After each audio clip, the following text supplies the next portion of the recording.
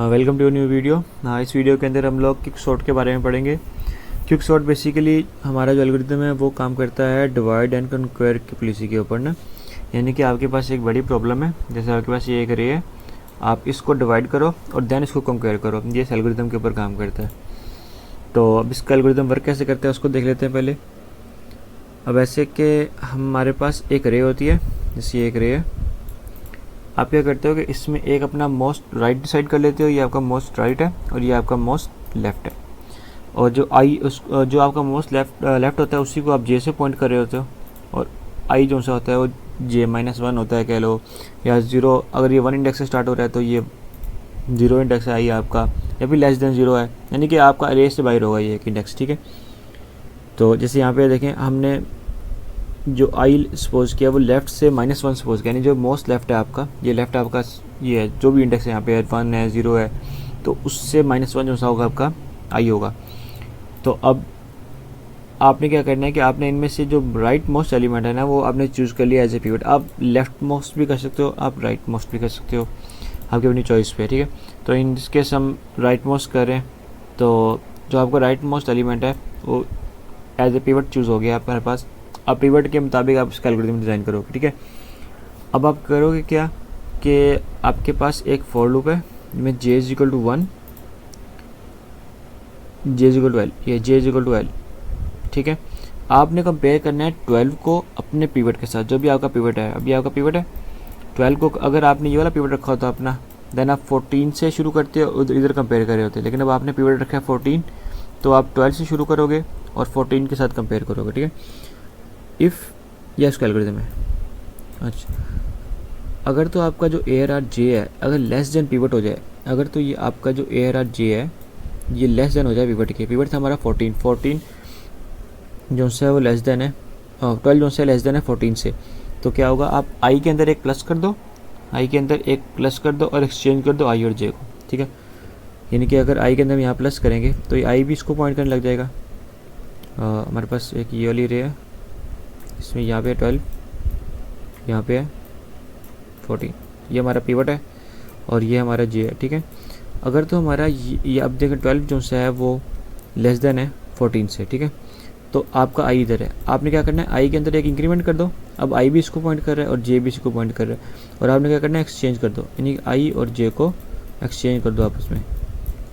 आई और जे अगर यहाँ पे एक्सचेंज भी होंगे तो सेम जगह पे रहेंगे, क्योंकि दोनों सेम इंडेक्स को पॉइंट कर रहे हैं। तो ठीक है, अब और जे के अंदर आप कर दो एक, क्योंकि अगले इंक्रीमेंट चला जाएगा लूप जो से यहाँ से, तो जे चला जाएगा अगले पॉइंट पे। अब जे किसको पॉइंट करे 18 को, और 18 जो सा है वो कंपेयर होगा 14 से, और 14 से क्योंकि वो बड़ा है तो एज इट इज़ रहेगा। देन आ गया 17 क्योंकि बड़ा है एज इट इज़ रहेगा। फिर आ गया 11 पे ये केस होगा कि 11 जो सा है कंपेयर होगा तो वो 14 से छोटा है। तो अब आपने क्या करना है आई के अंदर एक इंक्रीमेंट करो, या आई के अंदर इंक्रीमेंट हो गया। अब क्या करो 13 से अब आप एक्सचेंज कर दो जे के साथ, यानी यहाँ पे आई बेसिकली इंक्रीमेंट हो गया 18 पे आया। अब 18 11 से जब एक्सचेंज होगा तो 11 यहाँ आ जाएगा और 18 यहाँ आ जाएगा। तो अच्छा, अब एज इट इज़ सिनेरियो रहेगा हमारा। अब 18 हमारा आ गया इधर और 11 इधर आ गया। ठीक है, सेम सिनेरियो फिर आगे जाके होगा। अब 13 जो से वो फिर स्मॉल है, जब 13 स्मॉल होगा तो जो आपका आई है वो 17 में चला जाएगा, और 17 से आपका एक्सचेंज हो जाएगा 13 के साथ। 13 यहाँ आ गया और 17 पे चला गया। Next one is 15, then 16 as it is रहेंगे क्योंकि वो पिवट से हमारे पिवट से बड़े हैं।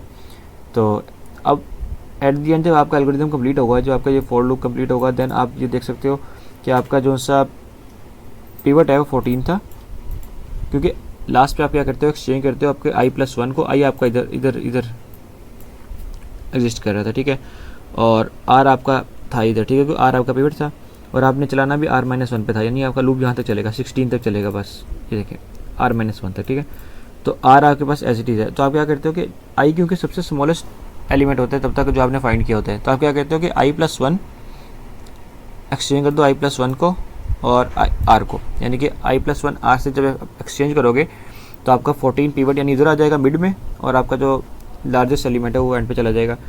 तो अब अभी देखें कि इस साइड पे जितने भी एलिमेंट हैं वो पिवट से बड़े हैं और जो लेफ़्ट साइड पे जितने भी एलिमेंट्स हैं वो पिवट से छोटे हैं। तो अब ये एक डिवाइड हो गया अरे।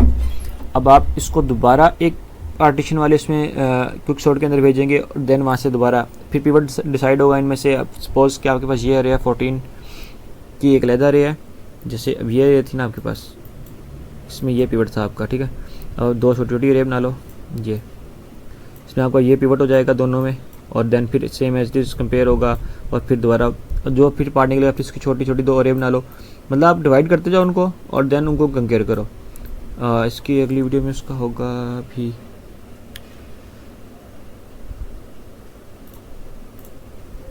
हाँ यहाँ पे है, ये देखें यहाँ पे, ये देखें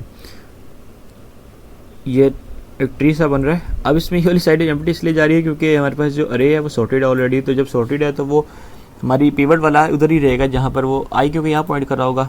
आई यहाँ से जाकर जब यहाँ जाएगा तो i+1, तो पिवट भी वही है। पिवट के साइड पे सारे स्मॉल एलिमेंट हैं तो हमारा इस साइड पे कुछ जा ही नहीं रहा, तो एज इट इज चलता रहेगा, वो एक साइड पे ट्री बन रहा है हमारा। अगर हम पहले रे पे काम किया उसका ट्री बनाए तो वो प्रॉपर दोनों साइडों बनेगा, ठीक है। अब इसकी कॉम्प्लेक्सिटी निकाल लेते हैं। कॉम्प्लेक्सिटी निकालने के लिए आपको पहले जो पार्टीशन का फंक्शन है उसकी कॉम्प्लेक्सिटी निकालनी पड़ेगी, क्योंकि आपका असल क्विक सॉर्ट तो ये है जिसमें रिकर्सिव कॉल हो रही है, लेकिन इसके अंदर पार्टीशन की कॉम्प्लेक्सिटी पहले हम निकाल लेते हैं। तो द थिंग इज के जो हमारे पास पिवट को हम असाइन करेंगे हमारे पास एक कॉस्ट देगा, ठीक है, और लाइन भी एक दफ़ा चलेगी, और आई को भी हम एक दफ़ा असाइन करेंगे। अब हमारे जो लूप है, फॉर लूप है, वो बेसिकली 1 से स्टार्ट हो रहा है और i-1 तक जा रहा है। तो पहले क्या होता है कि फॉल्स के लिए भी एक कंडीशन चलेगी, i-1 का मतलब है n-1, लेकिन जब फॉल्स के लिए एक कंडीशन चलेगी देन आप क्या करोगे, n टाइम चलेगा वो, ठीक है।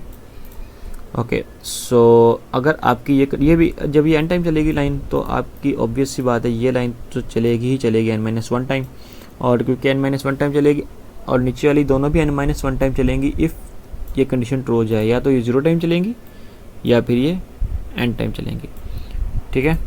और जैसे इस केस में हमारे पास इस केस में एक दफ़ा बिल्कुल 0 हो गया था, बल्कि ये हमेशा n-1 टाइम चलेगी इस केस के अंदर। इस केस के अंदर n-1 टाइम ही चलेगी। अगर तो हमारा पिवट सबसे बड़ा इधर होता देन इसने 0 टाइम चला था, ठीक है। ओके, तो आपके पास इन सबको हम प्लस कर लेंगे, 1 + 1 + n + n-1 + n-1 + n-1, साथ इसके ऑपरेशन कोस्ट कर लेंगे, और जब हम कॉन्स्टेंट्स को इग्नोर करेंगे तो हमारे पास आ जाएगा O⁴n, और इसका जो सा है वो बेस्ट केस भी n आएगा। अगर तो इसका बेस्ट और वर्स्ट केस दोनों n आ रहे हों तो जो थीटा होता है आपका वो आपका ओमेगा और आपका वर्स्ट केस यानी बिग और ओमेगा सेम आ रहा हो तो आपका थीटा जो सा है वो भी सेम होता है, वही आपका उसका एवरेज केस होता है। ओके, तो हमने उसकी कॉम्प्लेक्सिटी निकाली ON, ठीक है। अब ये लाइन तो एक दफ़ा चलेगी, ठीक है, इसकी ऑपरेशन कॉस्ट भी एक है, लेकिन इसकी हमने अभी निकाली है ON। लेकिन अब ये दोनों जो सी हैं वो हमारे पास रिकर्सिव कॉल, हमने लास्ट वीडियो में, लास्ट नहीं बल्कि रिकर्शन की जब वीडियो हमने की थी तो उसके अंदर हम रिकर्सिव कॉल की कॉम्प्लेक्सिटी निकालते थे कि जिसका हमें आइडिया नहीं होता था, हम वहाँ पे देते थे क्वेश्चन मार्क, ठीक है। और यहाँ पे हमने लगाया क्वेश्चन मार्क। अब इसको आगे फाइंड कर लेते हैं, इसको हम आइसोम्प्टोटिक नोटेशन बनाएंगे, फिर दैन उसकी हम लोग कॉम्प्लेक्सिटी निकालेंगे। रिकर्जन के लिए हम ऐसे ही करते हैं, ठीक है। हाँ, डिटेल देखने के लिए आप रिकर्जन की वीडियो देख लें, आपको ये इक्वेशन बनाना और देन इसको सोल्व करना आ जाएगा। लेकिन अभी हम और अभी गो थ्रू कर लेते हैं इसके ऊपर से भी।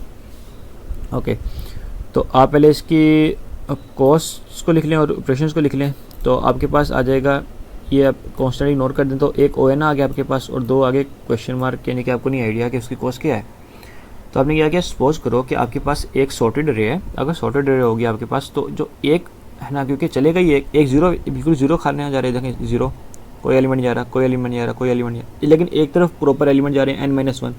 तो आपने क्या किया कि सपोज करो कि आपके पास एक सॉर्टेड अरे है, देन आपने एक ले लिया n-1 टाइम और एक ले लिया 0 टाइम और एक ले लिया n टाइम, तो पीछे से आ रहा है ना आपके पास पार्टीशन वाला। ओके, देन आपके पास जो कॉम्प्लेक्सिटी बनती है वो n-1 + ON बनती है। ये this for your worst case, ठीक है, क्योंकि वर्स्ट केस में ही अगर सॉर्टेड होगी तो वर्स्ट केस सॉर्टेड ही होगा ना, क्योंकि हर एलिमेंट को उसको एक्सचेंज करना पड़ेगा।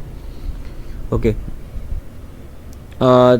Now your complexity is Tn-1 and O⁴n। Okay, तो अब आप इसको एज इट इज़ अपने जो होता क्या है कि जैसे Tn-1 है ना, आप इसको Tn-1 + Cn कर लें। अगर इसको हम लोग स्प्लिट करें Tn-1 + Cn, अब होता क्या है कि आप इस n के अंदर ना, इस n के अंदर, क्योंकि आपका डोमिनेंट पार्ट ये है, अब इस डोमिनेंट पार्ट के अंदर उस पूरी क्वेश्चन को पुट करते हो, यानी कि इसको इसके अंदर पुट करते हो। अभी देखें Tn-1 के अंदर आपने सब्स्टिट्यूट करना है इस पूरी क्वेश्चन को, तो n वो इसके अंदर, ये देखें ये आ गई, n-2 हो गया और Cn-1 हो गया।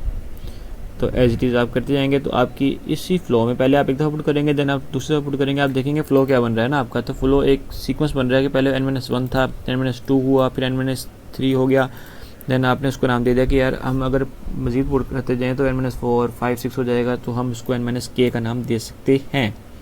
ठीक है, तो उस सेंस में आप इसको बाद में आपके पास लास्ट क्वेश्चन बन के आती होती है Tn-k प्लस n। अगर आप इसको फर्दर पुट करते हैं देन आपके पास इक्वेशन आती है, देन आप इसकी सब्स्टिट्यूट करते हैं वैल्यूज़ को कि k is equal to n कर n-1 कर दें और n-1 इज इक्वल टू 1। तो आप देन आप इसको सॉल्व करके, ये हमने रिवीजन में सारी सॉल्व की हुई हैं, अगर आपको डिटेल चाहिए तो आप उसमें जाकर देख सकते हैं। आप इसको मज़ीद सिंप्लीफाई करेंगे तो आपके पास जो लास्ट कम्प्लेक्सिटी बनेगी, जो डोमिनेंट पार्ट बनेगा, वो आपके पास बनेगा n का स्क्वायर। तो थैंक यू, इसके अंदर यही था। Thank you.